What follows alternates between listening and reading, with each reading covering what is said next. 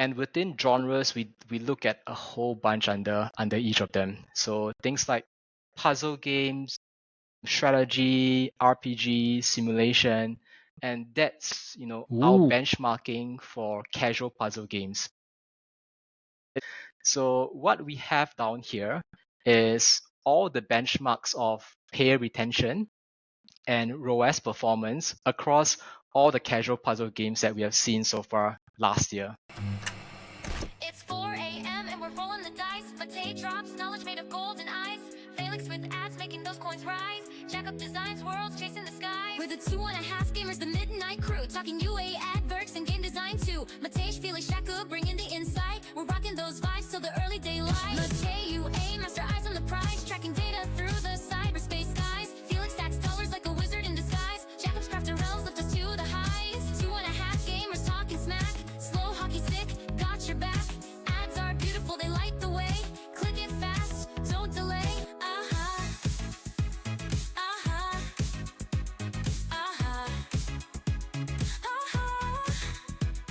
And we can start. Welcome everybody. This is 2.5 Gamers and a special episode because we love special episodes. They're always special. Yeah, I know. I'm Felix Broberg. We are your hosts. Your host. We have super special guest from PVX Partners, ZJ. Thank you very much for coming.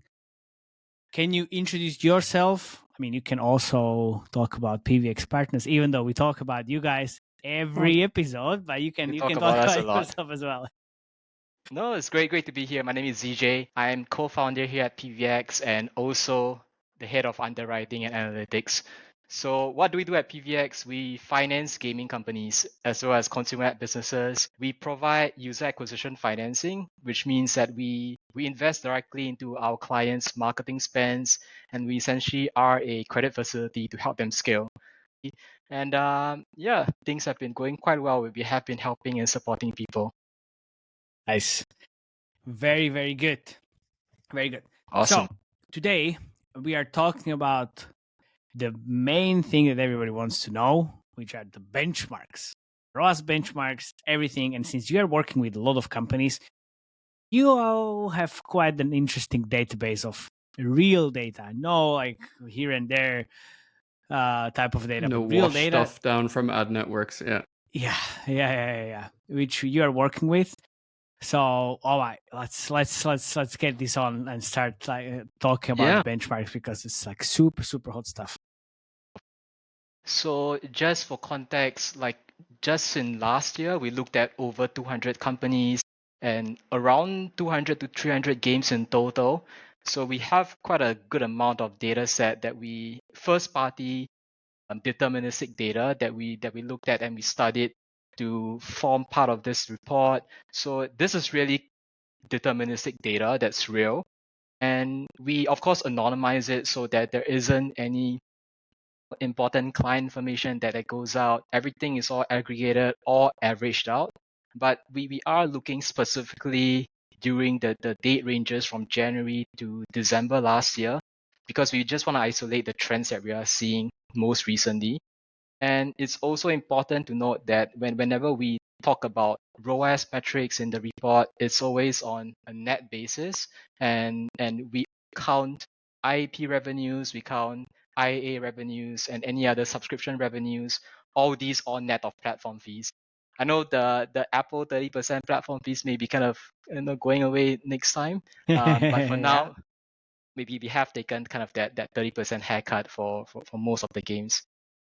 Yeah, so this is kind of the data that we've gotten in-house, proprietary from our clients. So I would say that even though this is a lot of data that we have, it wouldn't be a one-to-one representation of the entire market. But I would say directionally, this would give quite a good guideline as to where the market is heading. I think the 3,000 data points that's pretty significant amount of data.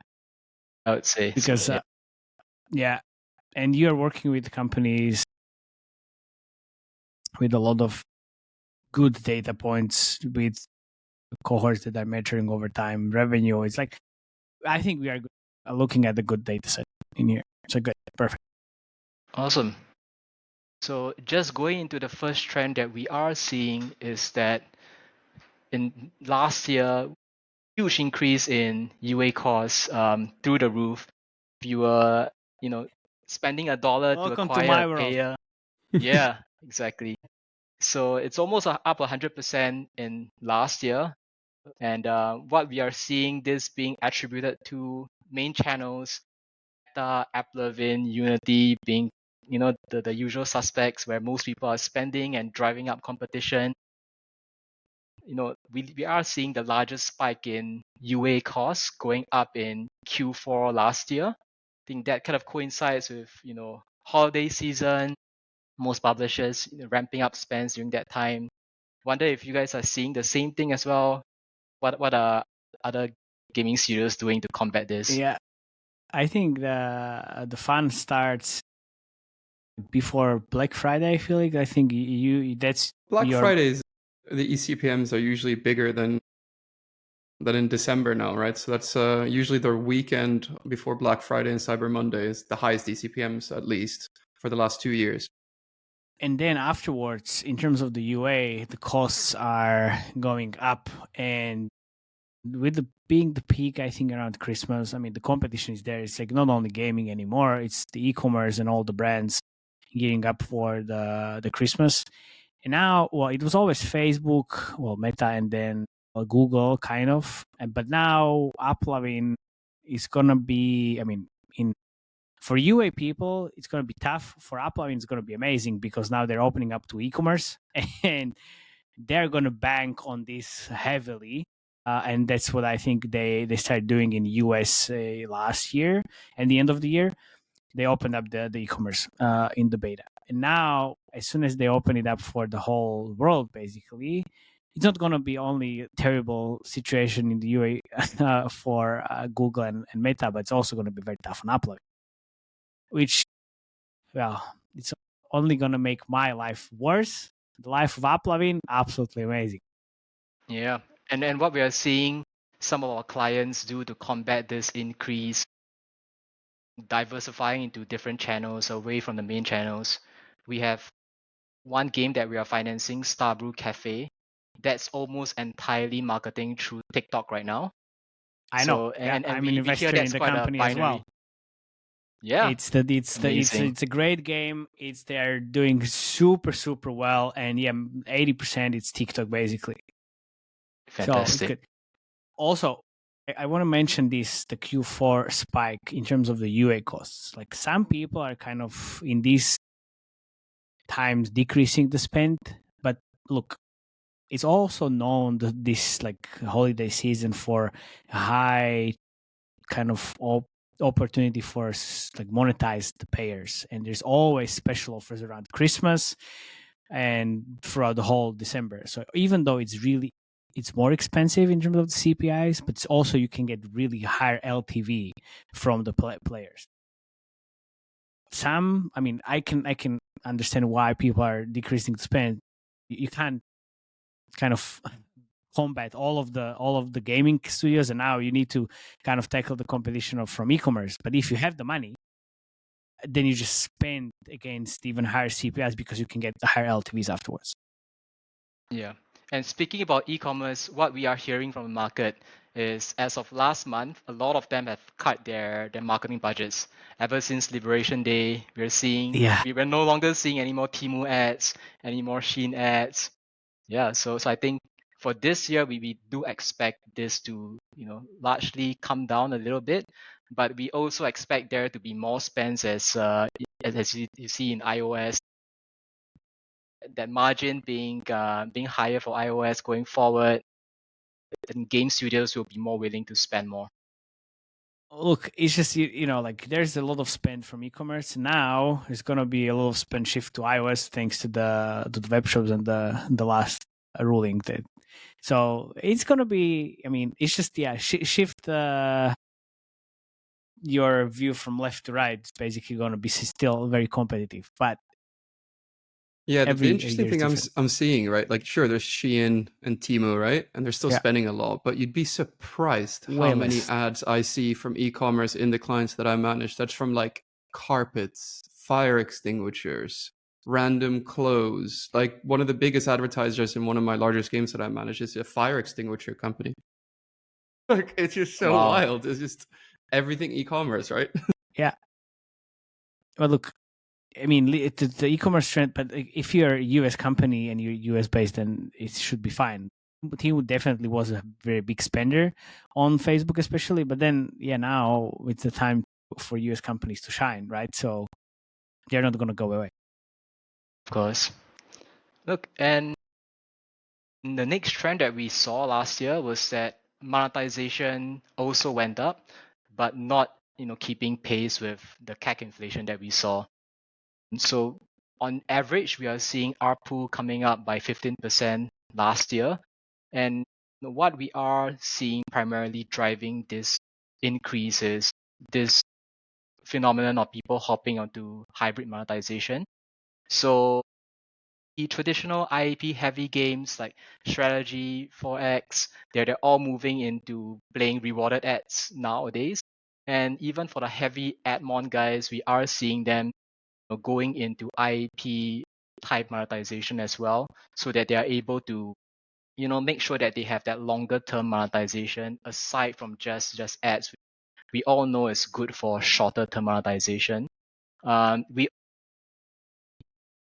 There being increased VIP monetization across the board last year, where people are targeting whales and targeting power users, and that is what we are seeing kind of driving up that monetization. But I think there is still a lot more that can be done down here to further increase this. I think this year it will be generally going up, as well as at least for iOS, where we are seeing monetization improve because of web stores coming into the fray. I think this will be expected to go up even further. I expect you, when you work with so many different games, that you will have a web shop benchmarks as well at some point in the future. That's going to be very interesting to see. That will be good. So, CJ, if I'm understanding this correctly, what you're saying indirectly is that there's a bunch, since e-commerce is moving in more and more into mobile, you're saying that there's a lot of games that will be priced out of the market and no longer be profitable as a result of that. No, so actually, in fact, the games are still profitable, but I would say less so compared to 2 years ago Margins and are 3 years ago. Yeah. Margins are getting thinner. What we are seeing, I think if we can go just straight to this chart where we are measuring ROAS performance, what we are seeing is almost a 20% decline in ROAS. So what this translates into is, if your game was previously paying back in 10 months, last year it would be paying back in 12 months. Yeah. That's what we kind of, it's always something that we always discuss during the conferences and all these like different discussions, like 4 a.m. especially discussions that we have. But nobody was able to actually give us the data points. Yeah. Like always, oh yeah, paybacks are getting longer, but okay, where are the data points? So here, okay, so you see it actually. Yeah, exactly. But finally, we also see developers accepting this payback expectation and just tweaking their mindset to being acceptable of this kind of outcome. And we also hear of certain games going out and targeting 3-4 years payback windows.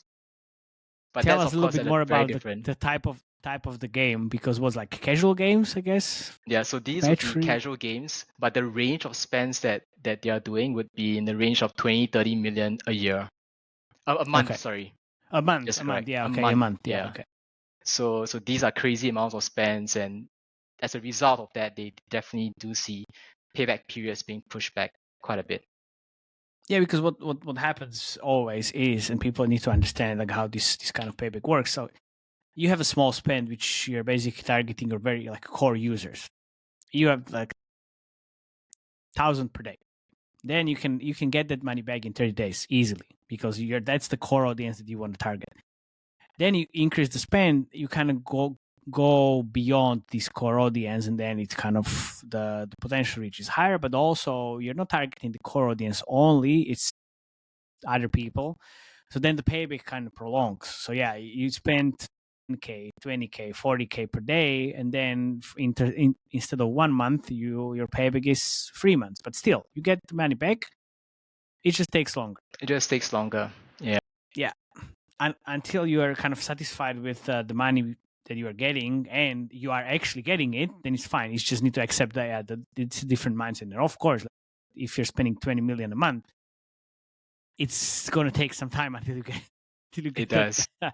Because with 20 million a month, the CPI increased dramatically, obviously, and then the LTV increased as well, but it's just the LTV curve takes longer to actually reach that CPI. Exactly. Also, aside from just getting paybacks, I think most gaming studios, at least those that are profitable, are expecting to get a return on their marketing spend. So they're not targeting just 100%, targeting 150%. So what that means is, if your games are taking 3-4 years to pay back, that means that your profits only start rolling in from years 5 and year 6 onwards. So that's crazy to us. Yeah, that's really crazy. Yeah. But you look, if you have a match-free game, like we don't need to name the names. Obviously, we talked about it a million times. So many of them. Some people are just playing this game for 10 years. So it's like it's the LTV curve after day 90 is just flat line until year 9. Exactly. Right? That makes a lot of sense. But also, it's kind of dangerous if you're a small company. I'm not sure this is for you. Yeah, it does get a bit dicey when you're managing cash.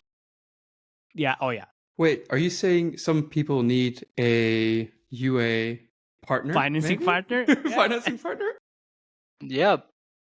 I mean, if you do want to take your paybacks to 3-4 years and you are looking for someone to finance that growth, please feel free to drop us an email. Yeah. And that was a nice plug that we usually do during the podcast. Yeah. Nice. Awesome. Okay, sorry. Yeah, and also what we are seeing underlying this trend is two things. I think from a retention perspective, the green line, the light green line at the top represents revenue retention. So we see this going up last year. The dark green line is representing payer retention, and we see that slightly down for the year of 24. So what kind of insights that we are getting is that what does that even mean? Yeah, it seems like revenue is getting more and more concentrated within the smaller payer base. So it's concentrated within power users, whale dynamics within games, but that overall revenue retention, which is monetization, does seem to be on an uptrend. And as we saw in the previous slide, ARPU is up and monetization as a whole is up. This is scary because there being so much revenue concentration risk within a small number of payers. If you were to lose a bunch of them, that's a huge blow to your cohort quality. And to replace these payers, as we see, it's becoming increasingly more expensive to acquire a new payer. Is it possible that there's any skew data in your data set here? You have like one big app or game that has this, or is this actually like a lot of clients? So it's like not skew data, because that's quite scary. Yeah, so I would say this is probably a weighted average. So it probably is scaled to the biggest spenders within our data set. But other than that, I would say it's pretty diversified in terms of categories and genres. So this would be generally what we're seeing. I mean, you know how it works, Felix. 20% of your players are making 80% of your revenue.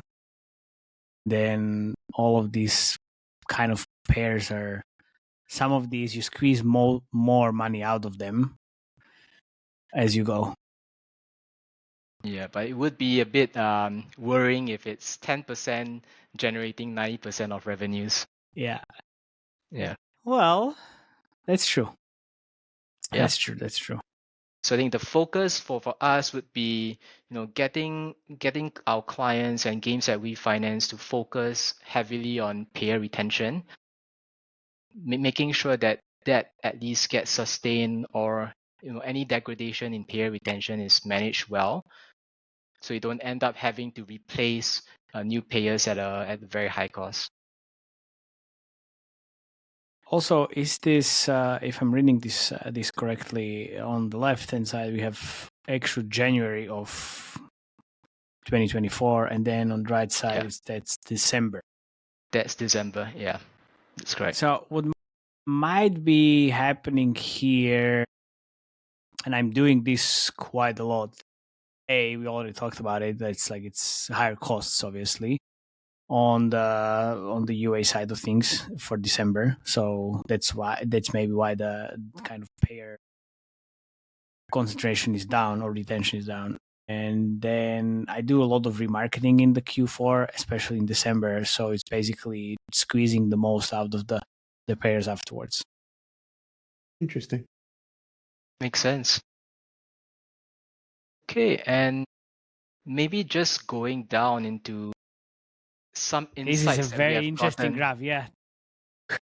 Yeah. So what we see in our data, and we do a whole bunch of prediction analysis, and we also have our proprietary in-house machine learning model to be able to help us predict what is long-term ROAS performance based on a bunch of different indicators and different bunch of signals. So things like revenue retention, payer retention, ROAS performance, how much the clients are spending.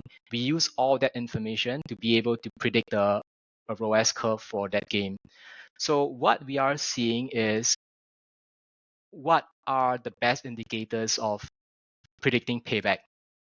There are two indicators that we are seeing stand out to us.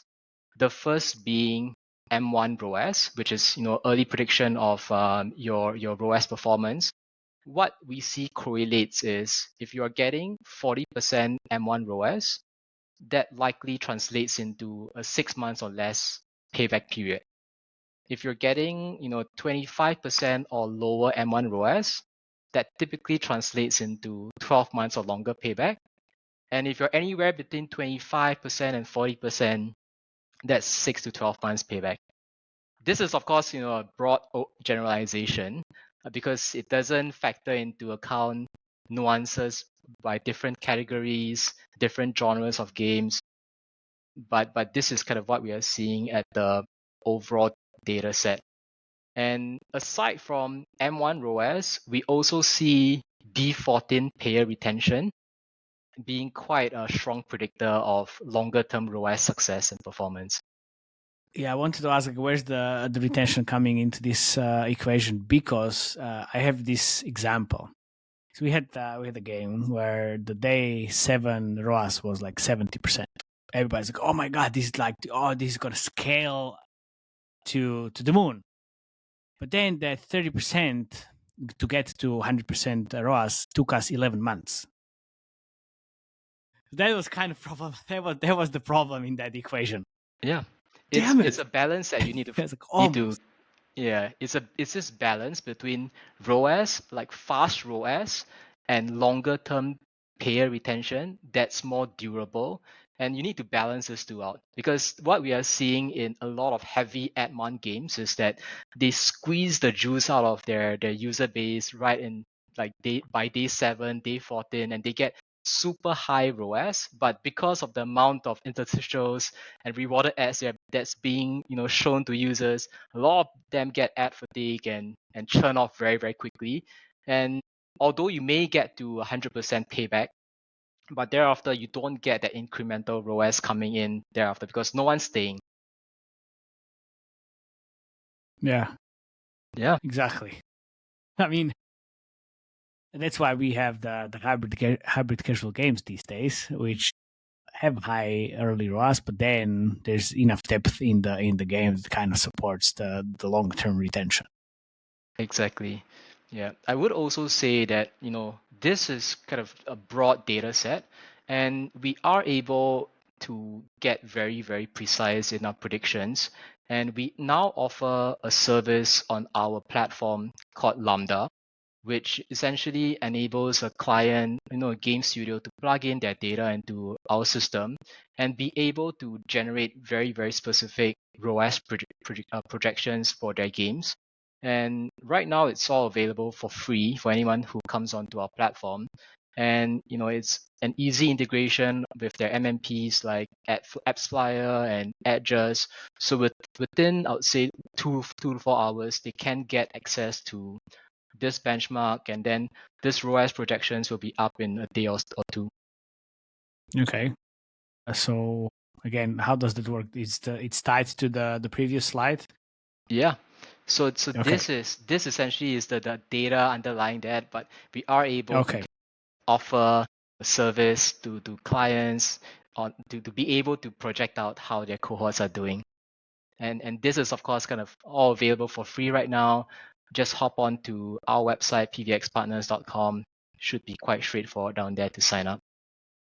Is there a big button that appears if you have good enough like cohorts that you can get financing?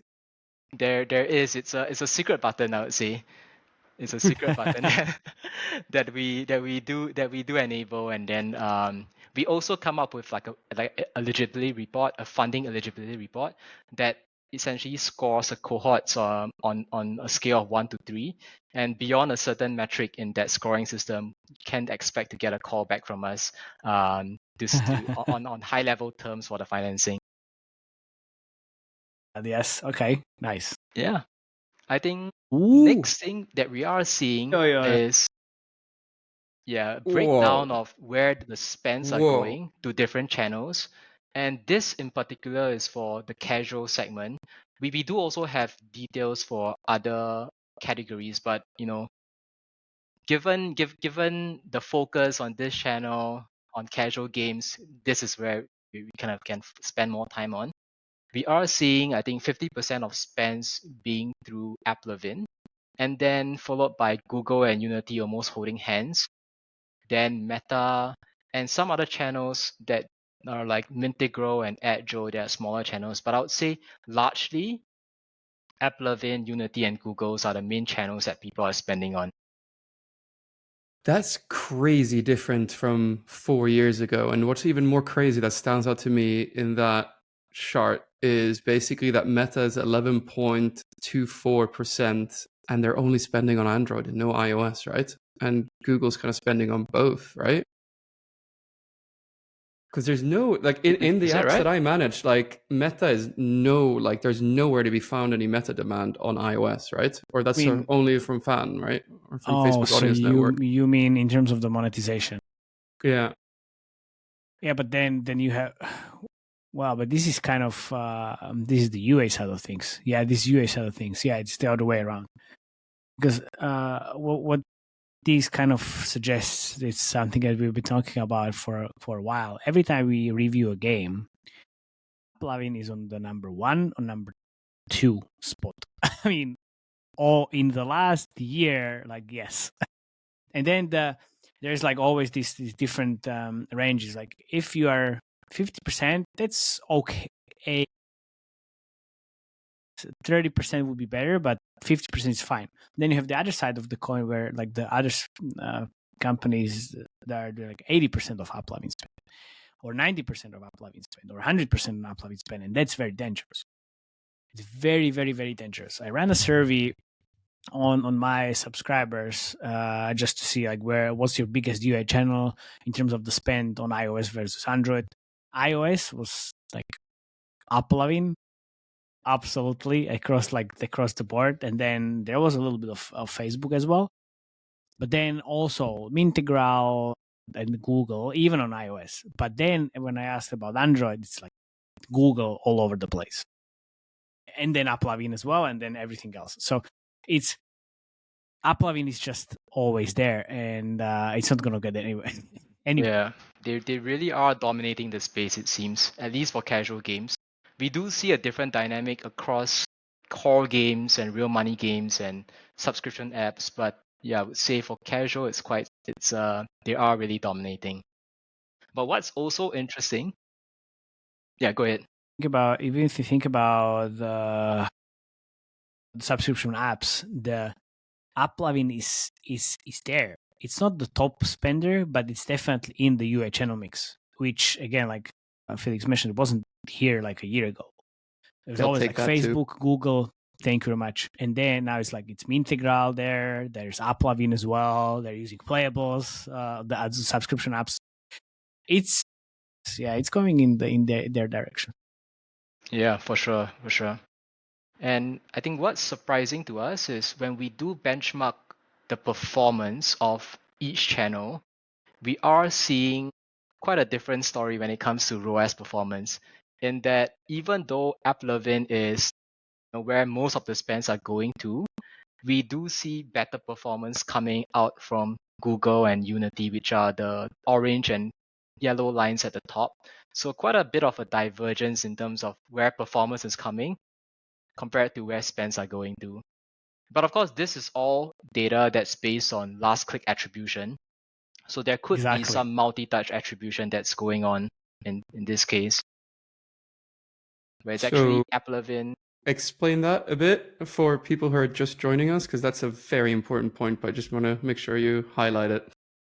Yeah, no, for sure. So this could be the case where a game studio was actually spending on AppLovin. Their campaigns and creatives were all through AppLovin, but because of attribution related issues where it's a multi-touch attribution where it's actually the last click attribution is what's captured in this data set. So the first click attribution would be AppLovin, but the user subsequently clicks on Google or Unity ad, and that's what's being recorded in this last click attribution here. So although the first click would be an AppLovin ad that the user actually interacted with, but essentially Google and Unity would have stolen that attribution in the end.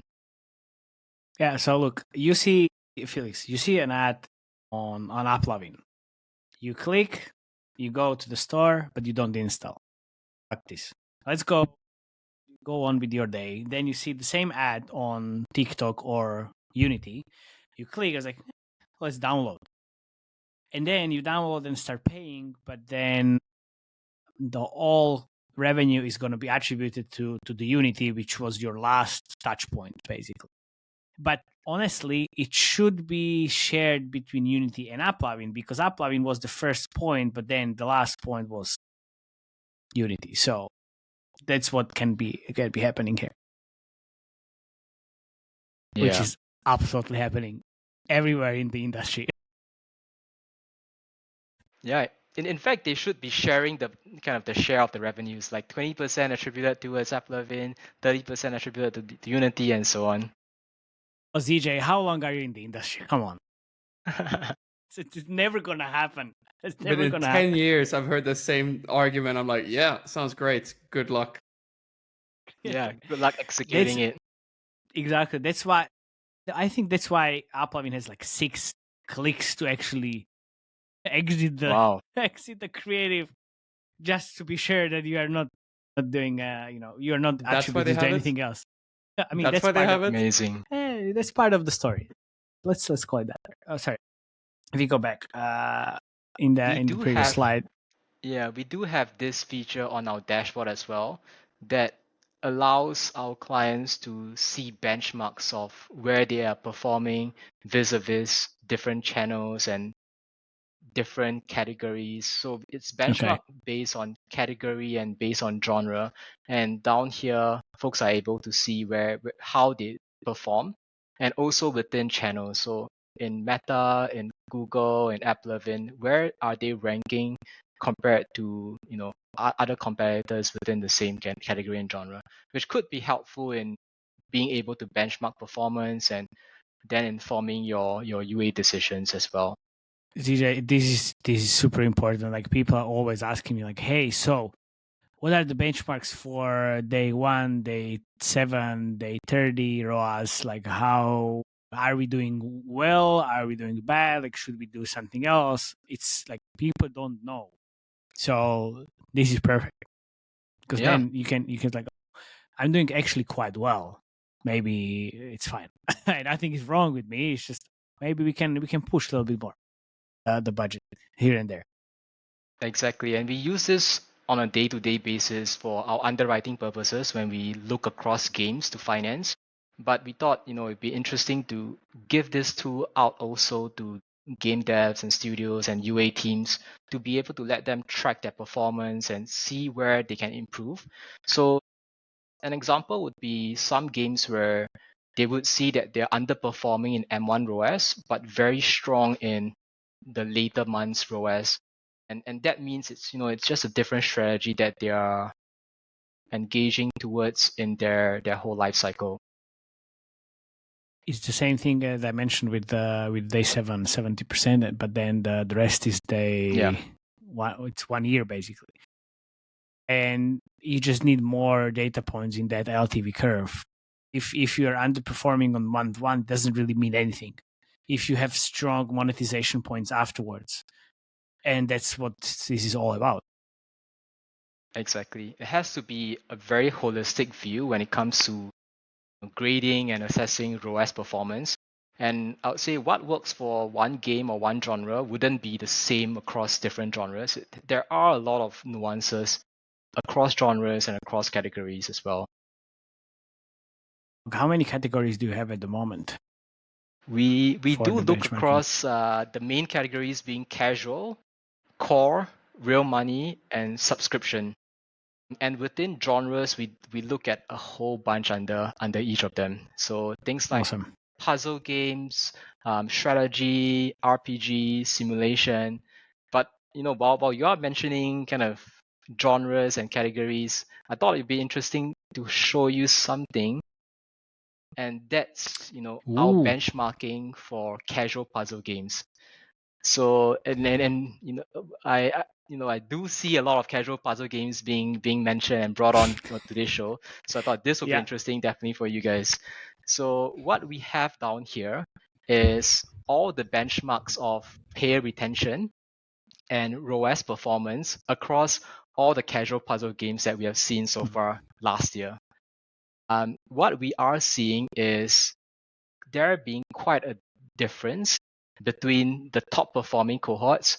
You would see down here what we coin as the 80th percentile cohorts and the rest of the cohorts that we are seeing. So there is a huge delta between the top cohorts that we are seeing, even in both payer retention at the top chart and the ROAS performance. So that's one. On a payer retention perspective, we are seeing the best cohorts reach about 50% M2 payer retention. Then by M6, that drops to around 16%. But the long-term retention is 6%.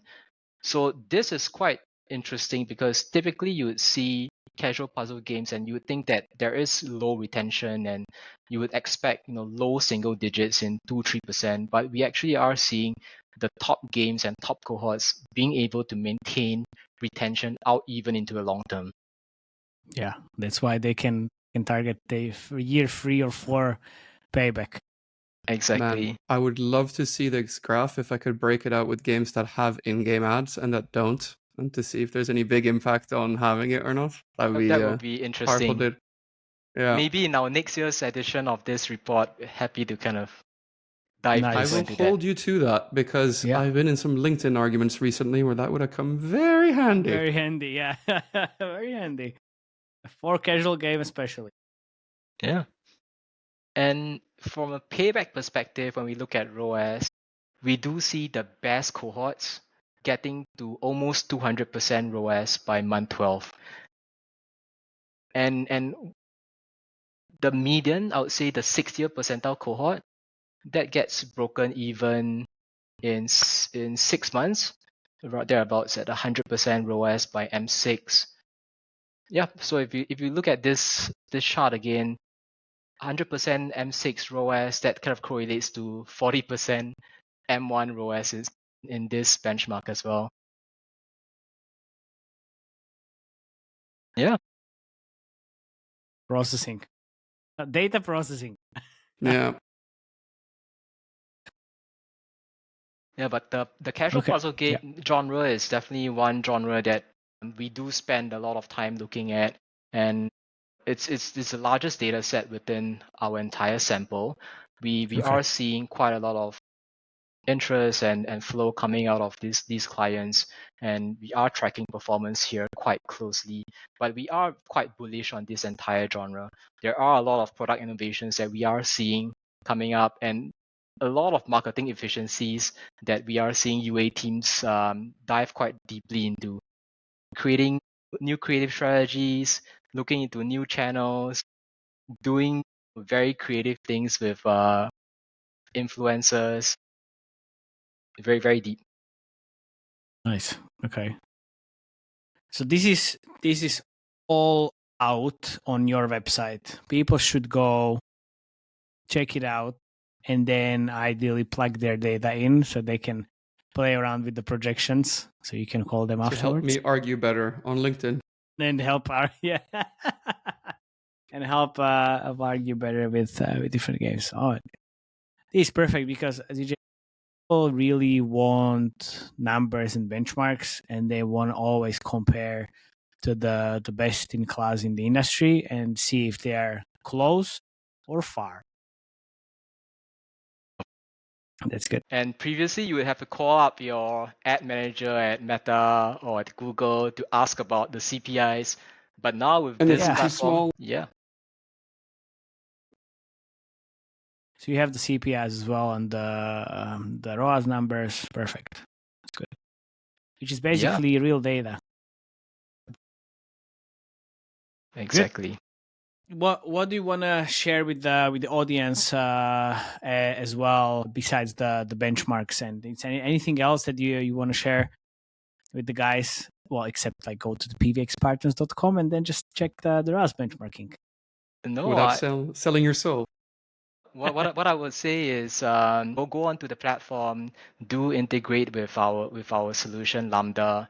We provide benchmarks, we provide a cohort monitoring platform, we provide financial projections, and this is all free. And it's our way to kind of give back to the community and be able to allow developers to track their performance and also see if they are eligible for our financing. And if you are eligible, we would be very, very helpful in being able to help you scale your UA without giving up your equity positions, without diluting your equity even further. So yeah, it's Nice. happy to be of service and be helpful to this community.